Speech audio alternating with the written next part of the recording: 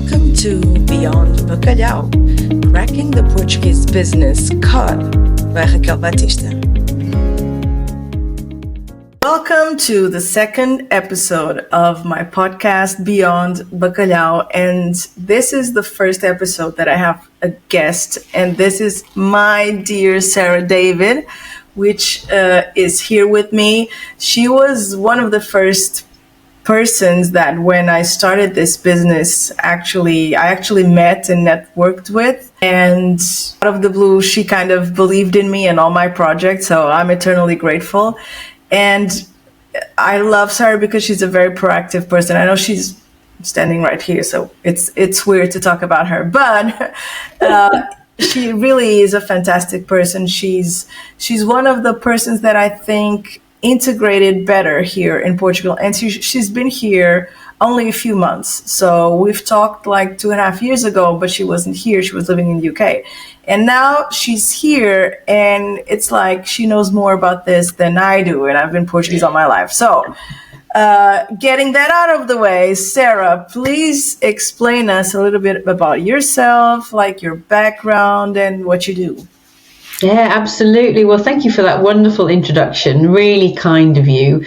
It was lovely to meet you the first time and for us to be in touch since then. And, you know, you sort of almost following my journey. And then one day I was like, I think I'm going to move to Portugal. You know, it is great. And now I'm here. And to be honest, I could have done, but it certainly made the transition easier knowing people like yourself, I have to admit, because the support that I had, knowing, because I did move by myself. So, you know, there is an element of at least, you know, that if there's any issues or questions that, you know, there's people you can turn to. But I would say even if people are not in the same position as me and they don't have that support network straight away, everybody is super friendly, whether it be expats or other Portuguese people that I meet. It's a genuine offer of help that if you need any help, please contact me. And I think that is lovely. And I'd like to say, you know, you can see that in other countries, I don't know, I've never lived there, but certainly I think that is something that the Portuguese do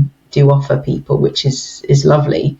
I come originally from a town called Durham, in the northeast of England, and then I've lived down in London, and I've always done foreign exchange, help people move their money internationally. Traditionally, it was people from the UK wanting to move to Canada, America, New Zealand, Australia. Not the stress, but the big life-changing decisions that comes with of moving country. Portugal specifically, whether it be Americans, Canadians, people from the UK, Australia, around the world wanting to move to Portugal. I am now doing it myself, interestingly. So you have like a first-hand experience. I bet that's like really useful for your clients as well, because if you've been through it, you can have their experience and be in their shoes, so to speak. So you can have a lot of empathy for them, whatever they're feeling, because you've been there. Yeah, I mean, I can appreciate how, you know, it's overwhelming is. There is lots to think about, and, you know, the logistics of it all, what do you need to consider? And then even sort of when you get here, to be honest, I mean, even myself, I mean, I'm probably now, 6 months in actually. And it is interesting because I think there's still, as much as I love Portugal, I would advocate for it 100% for people to move here. It's a wonderful place to live. There's still that sort of, you know, honeymoon period in any country of how, oh, it's exciting. And then when that wears off and then this becomes real life, you know, it's sort of adapting and settling. And obviously there's the emotional ups and downs of, yes, it's lovely here. I've made lots of new friends, but you still have friends and family in another country, which, you know, obviously you don't get to see all the time. So, you know, I do think that, you know, not to put people off at all, but remind yourself of the positive. How did you adjust, and how was your adaptation to a very different culture and speed, considering UK versus Portugal? I think it's one of the reasons that people want to move there, because it is a slightly slower pace of life. There's probably a better life-work balance, which I think we all really need. But then sometimes I suppose it can get a little bit frustrating because things are very slow. So then there's the thought of balance. You sort of, I wish that was quicker. But then the benefit of being slower, you know, you take a little bit more time for lunch, which is nice. You as I said, the life work balance is better. So there's the sort of trade-off slightly sometimes that you find. The other thing as well is that as much as everybody's friendly and there's lots of, expat meetups and there's lots of things you can do, you do need to really put yourself out there. Yeah. Be careful not to sort of, move somewhere and isolate yourself too much. You've got to get out and meet people. They're not necessarily going to come in your front door. Yes, there's a lot of online meetups, and people become friends online, which that's great as well. But you do need the social interaction. So you do need to get out. But there's plenty of, as I said, meetups. For me, I'm quite fortunate. I'm here and I can work here. There's a lot of digital nomads that people come to work here, and it's great because then you're more likely to interact with people, meet up with people for a coffee or a lunch, or there's networking opportunities, things like that. But if you're not working, I think that's where it can become a bit more challenging, that you need to sort of, as I said, really make the effort to go along to meetups and but people are super friendly. I think even if you just even in small towns, you go along to the local coffee shops, you'll soon start chatting to locals. Everybody's quite friendly. And I think you'll find friends in no time.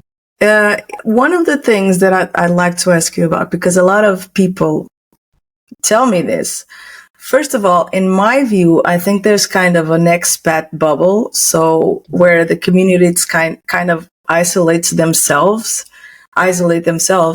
And so it's very, as friendly as Portuguese are, then there's another degree of real friendship. And that's a very hard thing for an expat to be in. So we are friendly, but a lot of people, what they say is that it's not the same thing as being a friend of a Portuguese, which is a completely different thing. And because we're so family oriented, it's very difficult, like weekends and late nights and such, because we have our family here, so naturally we have more family obligations. And so the expats, I think, feel a bit like, okay, now what are we going to do? And what I think you do really well is that you don't stay within that bubble. I'm not even talking about the Portuguese people, but you kind of spread internationally and network like without borders. And I think that's also a key thing, but that's probably a difficult thing for people that don't integrate as well. But I think you do that really well. And I would like to know, because, I know nobody knows or thinks that, but I am an extreme introvert, Sarah. And so how the hell do you do that? So how do you integrate into Portuguese kind of living? Again, going back to it, it's easier to mix with expats because it is. Because they speak the same language, you already have something in common because you've moved to another country, and it is easy to stay within that, and it's a comfort sort of zone. So there is an element that maybe you do need to sort of push yourself out a little bit of your comfort zone to try and approach other people. That's probably the first thing that I would say. I think there's a couple of things really. One is trying to find places. As I said, if you I live between Cascais and Lisbon, and I live in a place that's slightly more residential but very more Portuguese. So actually where I am, most people are Portuguese and there's not a lot of expats. So I think maybe the further in sort of smaller villages and further north or south, if you're not in sort of Cascais or maybe Lisbon, you're more likely to find locals. So as I said, it's a case of being a bit more active, going out to those cafes and just having a chat with somebody and doing that sort of thing, rather than, yes, I still would recommend that you go to the expat meetups, but it's trying to go to places that, the Portuguese are not going to necessarily go to an expat meetup. So it's trying to do things, whether it be activities, because actually, I've joined a gym. And it is all in Portuguese, the classes. There's a lot of Portuguese that go to it. So again, it's probably trying to find not necessarily a hobby or an activity or go to a cafe that isn't full of expats, it's got more locals, just to start having those conversations, and you might not become friends overnight. It might take a little bit more time, but I would persevere with it. That's a great idea to join the local gym, because there are gyms like here in Quinta da Marinha. The gym is I'll bet it's 80% expats, so it's not a good, place to get integrated. But other than that, in Oeiras, Carcavelos, other places like that, gyms are really a good place to be and to connect, because I bet the majority of people will be Portuguese. The other thing that I would like to talk to you about is about the Portuguese and learning Portuguese, because everybody says it's very difficult, and it is a very difficult language. But one of the things that makes it difficult is because whenever you're talking to a Portuguese, the Portuguese always revert to English whenever we realize that that Portuguese is not your first language. And so then you don't get to really practice in real life, because everybody knows a little bit of English, and of course we're helpers, and so there we go, and try to connect to you. So how is your Portuguese? How important is that? How are you approaching that?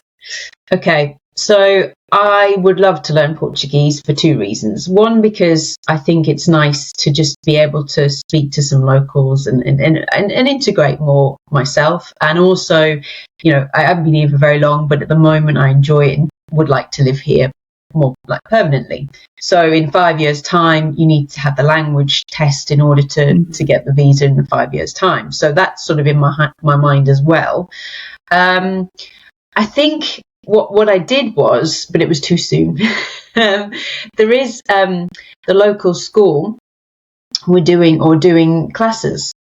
I paid about 22 euros to register, and then it's free twice a week. So it's 4 hours really, 2 hours each time, twice a week, and you get homework, and it's for 12 months, and then you get an exam at the end. And for each session, the 2 hours, the woman speaks Portuguese to you the whole time.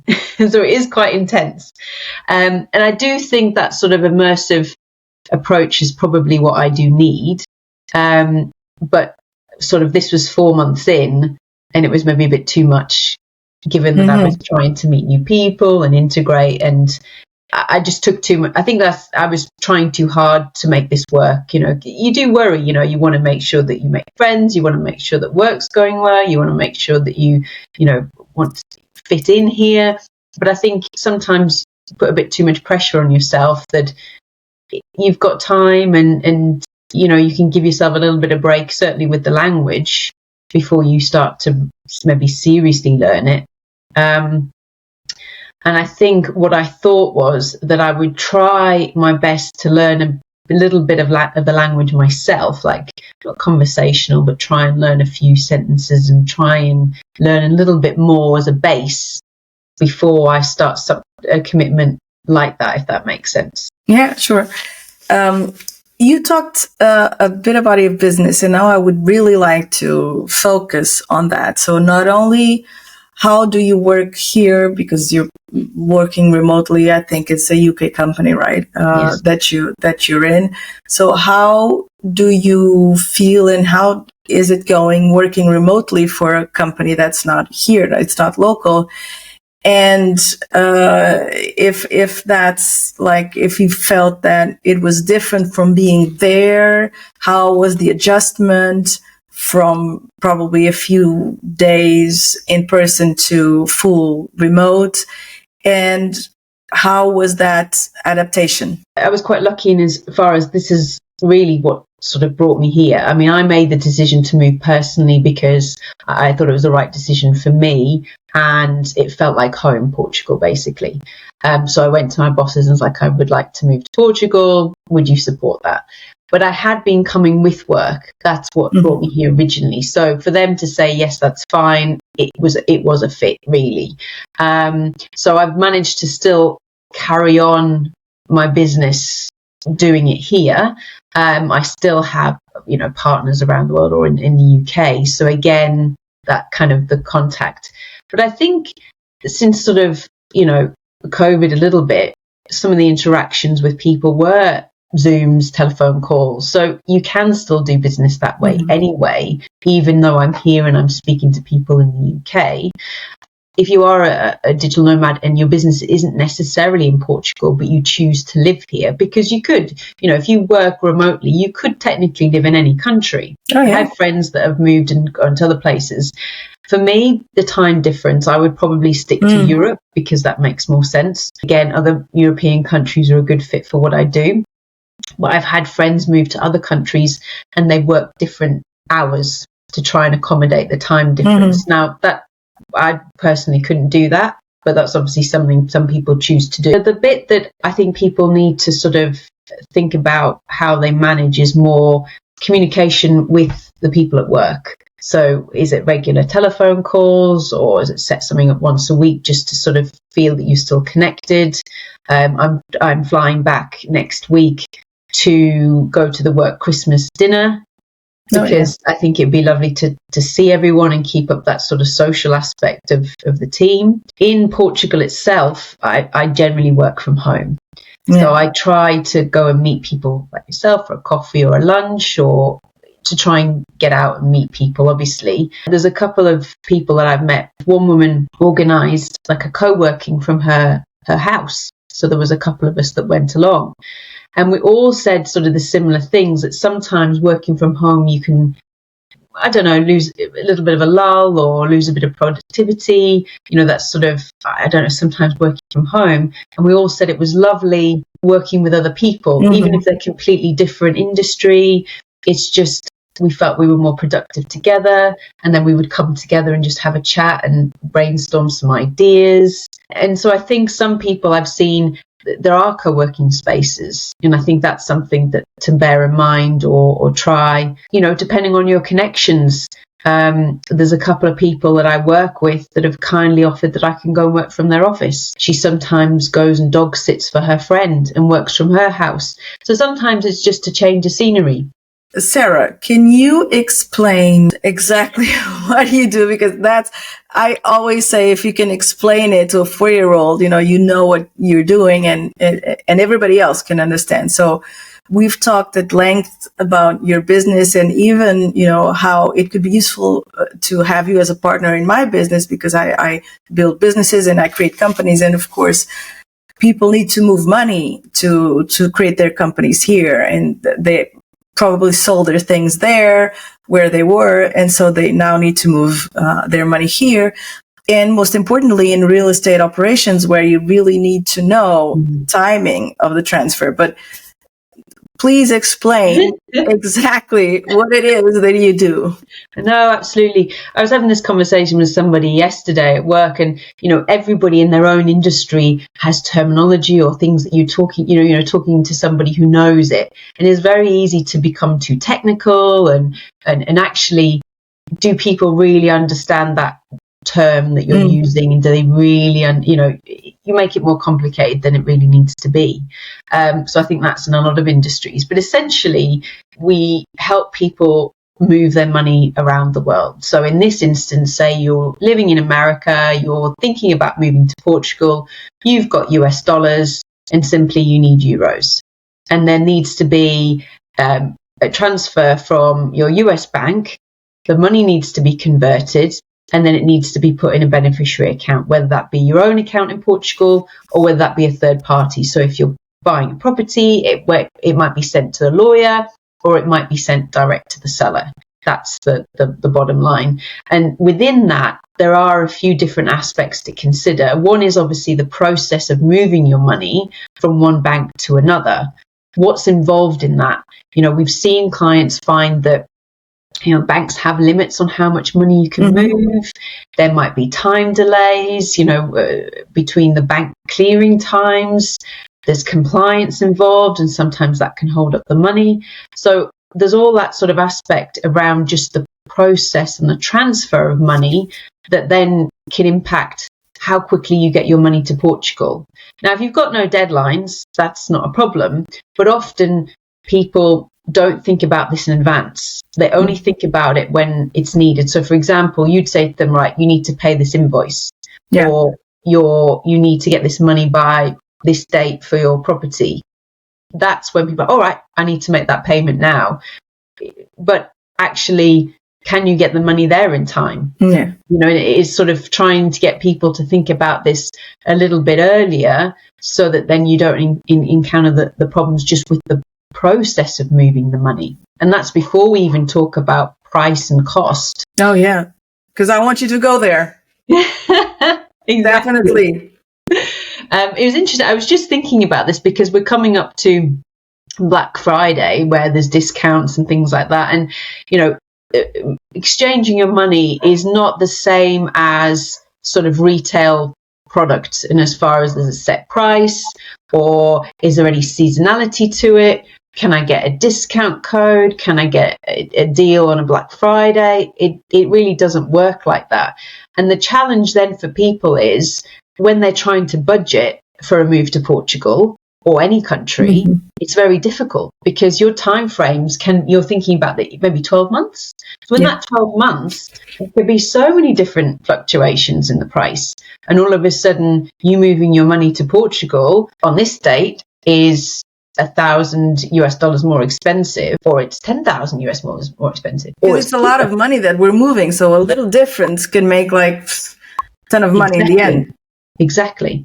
And it's sort of managing that, giving the guidance on in your time frames, when can we be buying those euros to make it more affordable for you, or just control the budget, or especially if you're buying property and you're giving dates, you know now how much that's going to cost you. It's all about sort of a little bit of protection, or we can monitor rates and trying to get a good exchange rate for you.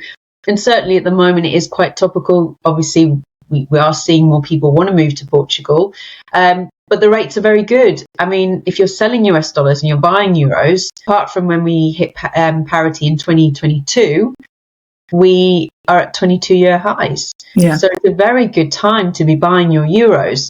Now, some people that are in early stages think, well, that's fine, but I don't have a euro account, because with your bank, you need somewhere to put it. So again, we offer a solution where we can hold the money very similar to a bank account. It's in your name, and we can hold euros in advance for you. If you didn't want to buy all the euros up front, maybe your money's earning higher interest in an account in the US, we've got a facility where we can lock the rate with just a 10% deposit. So there's lots of different options.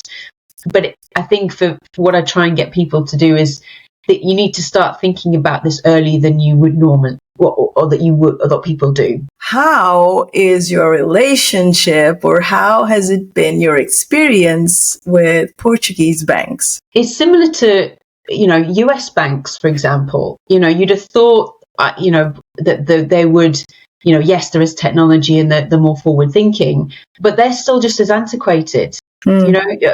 Americans can go into their branch and a lot of the tellers have never done an international transfer before. A number of times we've had clients do like a video call from their bank, or call us saying, can you speak to the bank teller? I don't know what they're doing, but and obviously if you've not done it before, they're asking you questions that you don't know the answers to, so that's the sort of what we're up against a little bit. And that's not a Portuguese bank.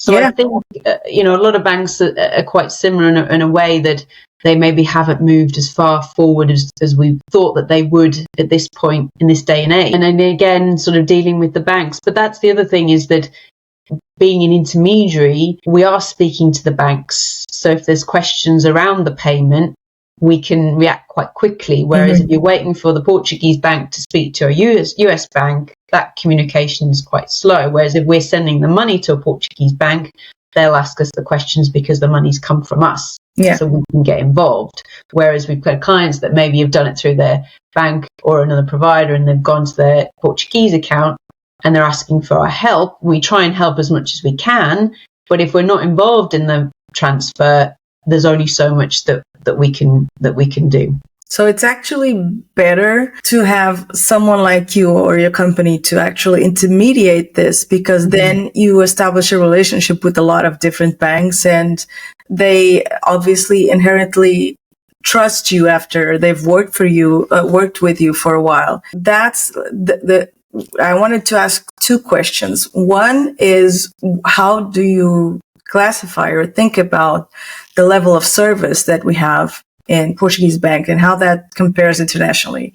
And the other is, let's suppose a bank is internationally present. You'd still consider using, or it would still be better to use your company, even if that bank is present, like in the US and Portugal or other countries, because in my experience, even though it's the same brand, it's the same bank, it's like completely different realities. And it's not even a given that people will communicate well between each other. Level of service, and even if the bank has, is spread around internationally, it would still be useful to use the services, right? It always depends on where your bank's based, as in like not necessarily, country, but also in the state. If we're talking about America, which state it's in, and then obviously in Portugal, where's your branch, what kind of local branch it is, as to the people in that branch. That's the challenge. Do you have premier banking, or, so there's different levels. And again, that goes into the different types of service. And what I've always find interesting, certainly with America, is that you can have one brand of bank, but then within each state, it differs. So again, it still goes down to the person in that branch and their knowledge and experience.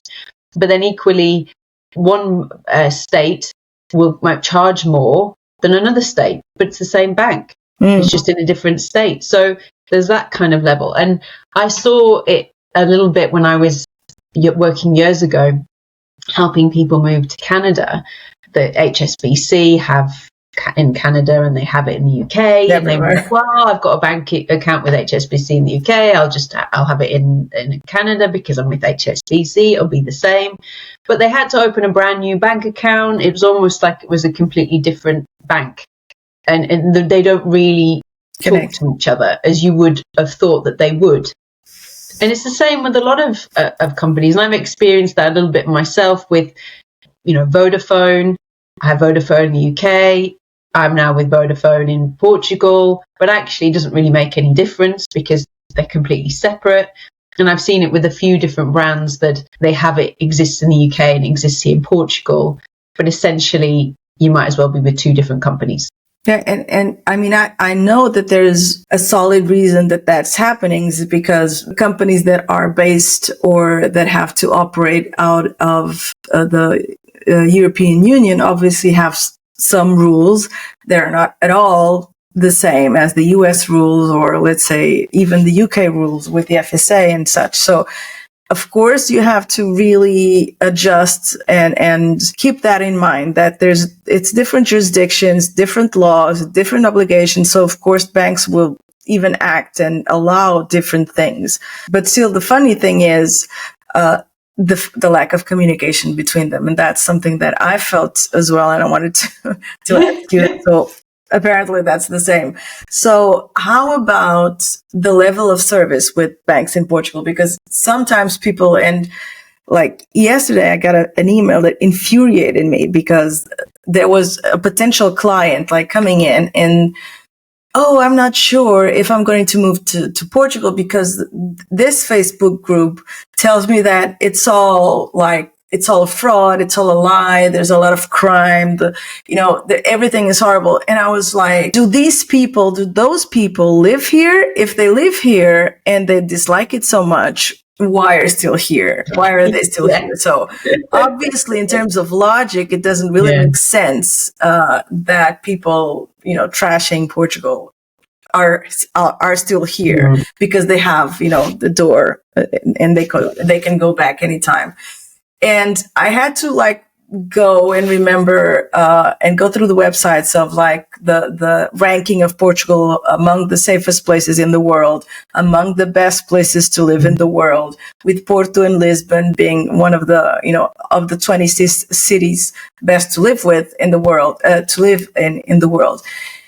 And I'm like, okay, so these are objective facts. So how do you consider the knowledge of Facebook groups of people that are behind screens and you don't even know who they are, what the experience is, with these facts and the fact that everybody keeps coming in. So I'm sure there's a reason, right? So sometimes people trash the level of service of Portugal, Portuguese companies and all. And I would like your take on it.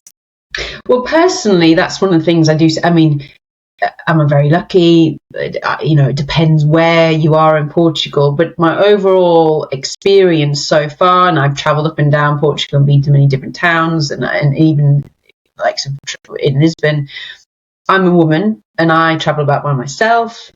Sometimes I come out from a restaurant, it's dark and it's late after dinner, and I've walked back to a hotel, and I honestly say that I felt safe. I've never felt intimidated, and sometimes, yes, you pass groups of young people or whatever, and I've never felt threatened. Whereas in the UK, there's times where I have, or I wouldn't consider doing that because I wouldn't maybe feel safe. So I must admit, I feel very safe here. So from a level of crime, I think certainly it's much, much better than the UK, and I imagine it would be better than America, for example. I have personally I did join a lot of Facebook groups when I got here because I wanted to find out more about things that were happening in my area. And there is that there's coming here, visas, what do I need to do, to now I'm here, now what do I need? Like, could you recommend a dentist, or what's a good restaurant in my area, or is there any events in my area? It's trying to live here and know those kind of things that you need. But I have to say that I have had to come off some of the Facebook groups because I find it very overwhelming. I've used experts to get here and I paid for it, and it was money well spent because the visa, it is stressful. As much as the language is very good, these documents need to be in Portuguese. You need certain things. Taking a lawyer to the AIMA appointment was worth its weight in gold, making sure I had all the documents. It's so stressful because I really wanted to move here. So I wanted to make sure that I didn't do anything wrong, because what happens if you went and you didn't have the right documentation, or they were asking you questions and you couldn't answer them? Then what? I mean, getting an appointment, whether it be VFS, AIMA, is very difficult. So you need it to go well, because getting another one, I don't know how you do that, really, to be honest. And it's such a pivotal time in your life. Like, if there's a moment to invest in a professional and an expert, is when you're moving to a country that you don't know, with laws that you don't know. And, it's the first time you've moved even from country to country and gotten a visa. So, yeah. And I know people could say, oh, you can save money doing it yourself. But sometimes in some, as you said, parts of your life, it is worthwhile spending that little bit of money just to remove that stress and hassle at the end of the day. Personally, it makes such a difference. And the thing with the Facebook groups, as you said, there are people that say this, and this, but are they a credible source? What's their full situation?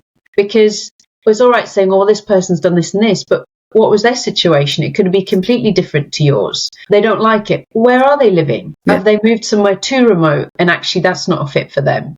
So again, I'm not saying that everywhere in Portugal is perfect, but you've got to find the right spot for you, the right fit. So some places, like if you go out to the Avantasia, people live on Quintas, it's lovely. It's a little bit too remote for me. So I wouldn't want to live there, but it suits a lot of people. They wouldn't want to live in a city that's busier. So again, you've got to find the right fit for you. And like I say, some people, might struggle to make friends, but what are they doing about that? How are they going about that? So again, it's understanding their situation. And if you're a different type of person, you might not have the same experience. Yeah. The thing that really infuriates me is that a lot of those people in those Facebook groups are not Portuguese. They're actually expats, of course, relying on their own personal experience, which is not comparable with anyone else. But then think that they really know the system much better than Portuguese people or lawyers that have been here all their lives, know the system, know the people, know how things work.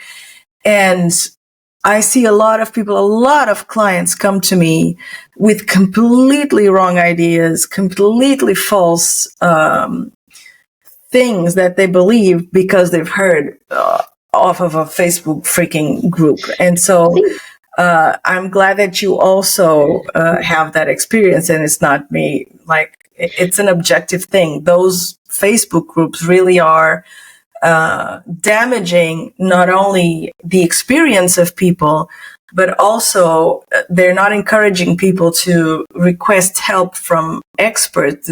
They're like, it's very easy. You do this, this, this, and this, when that's not the case. That's really not what's it about.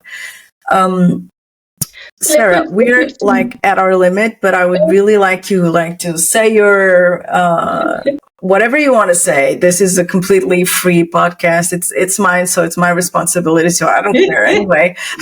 We can do whatever we want to. And I think you can apply that to all the experts that are involved in this sort of process. Is that generally we find it the same in our industry as you probably would with yours, or a lawyer that's helping with the visa. Somebody doesn't take your service initially. They go off and do it themselves, whether that be with another provider, with their bank, or trying to do the visa themselves. They encounter some sort of problem, whether it be with the visa, whether it be the money's not there in time, or it's been held up with compliance, or they've used an online provider and the money's stuck there and they can't contact anybody. Then they come to you. And obviously we're happy to help and want to, but it's more difficult because, well, your money's stuck over there. You know, unless you've got more money, then that's great, because then we can still transfer the money for you to buy that property. But if you haven't, you've got to wait till that money's cleared, and there's not a lot anybody can do. But equally then with a visa, if you come and you're sort of part way through and you've made a mess of it, now you have to solve a problem. It's a little bit more difficult sometimes to fix. So, it's kind of like, not to say that, planting the bad seed of, if you encounter problems, contact us. But we want you to come to us first before you encounter problems, and make the whole thing more because moving country is very stressful, ultimately. So why put more stress? I mean, even for myself, I can make a transfer myself. I ring Steve, one of the dealers, and he does it for me. Yeah. Because I've got so much going on. Me typing an IBAN number into the system, I probably put the wrong digit because I'm too busy thinking. Right, when I was in the middle of moving house, Yeah, there's so many things, like the ones that you can delegate to better people. Do that, right? Yes, exactly. Okay, so Sarah, it was an immense pleasure to be here with you. I am very grateful to know you and to be a part of your life, and I am so glad that you moved closer to me. Yeah. In fact, we have like that special pastry shop that we can now all go. And I would really like to thank you and your availability and everything to speak to me and talk a little bit about yourself.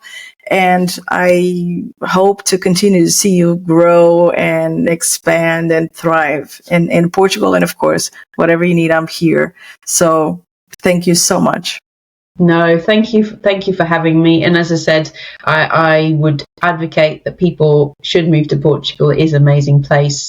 But as I said, there is still the emotional side, and things are different to your home country. So I think people have to understand that, but it isn't always a negative. There's lots of positives. See, everybody. Okay, thank you. Bye-bye. See you. Bye.